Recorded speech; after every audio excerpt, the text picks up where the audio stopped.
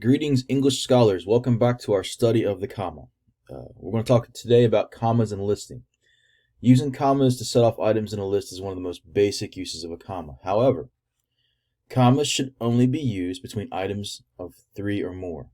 Okay, a list of items of 3 and more, and only when each of the items are not separated by and.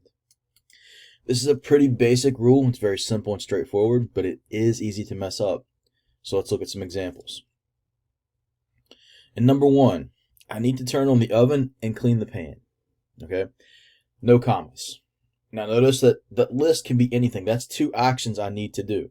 Okay, doesn't matter what the list is. That's what's important.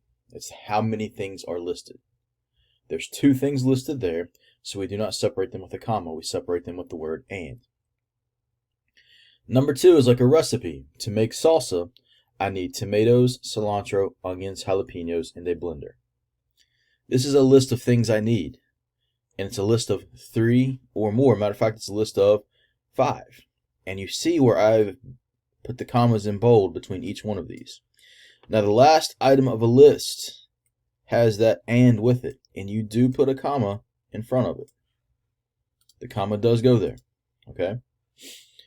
Now, for number 3, we have a list of 3 things that we do at a library. At the library, I check out books, read newspapers, and watch videos. Again, it's a list of 3 things. The comma is right there.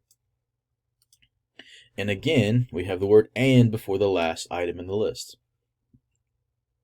Finally, for number 4, when I go to the beach, I take my umbrella and my blanket and my beach towel. There are no commas here because I've set that off with and every single time. Now, that is not something you see very commonly done, because when you use and that way, it sounds like you're starting to speed up when you speak it, and even when you read it, so it becomes almost like a run-on. When I go to the beach, I take my umbrella and my blanket and my beach towel, and you kind of have that rhythm, that pop, pop, pop kind of rhythm. The comma, you can use that if you want to, but the comma tends to slow you down a little bit, makes it feel less like a run-on sentence. This sentence is grammatically correct. It's all a matter of style and how you wish to write and how you wish to speak. So that is the basics of how you use commas in lists.